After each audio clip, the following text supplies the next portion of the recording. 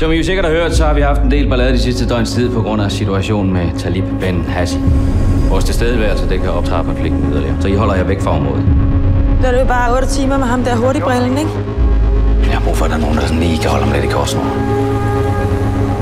Var planen ikke, vi skulle holde os væk derfra? Se dig omkring. Det her er ikke Danmark. Vi er nødt til at vise, hvem det er, der bestemmer. Det eneste, de forstår. Kollega knib, kollega knib.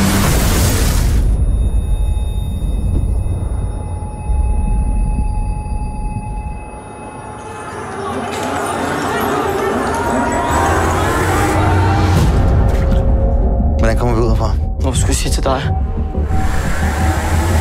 Han er den eneste, der ved, hvor de små satsætter de er. Der. Og hvor er vi? Der bliver holdt øje med dig. Vi er nødt til at lade ham gå. Det var farligt. Vi skal ingen steder. Nu vil du hellere holde hånden over de chakaler, end at beskytte dine egne kolleger. Vi skal passe på hinanden. Så overlever vi sgu ikke. Vi er bare nødt til at vide, om vi kan regne med dig. Talib var ikke voldet. Vi skal ikke slå til hans navn. Hvis man altid bliver behandlet som noget, man ikke er, så ender man sgu med at tro på det.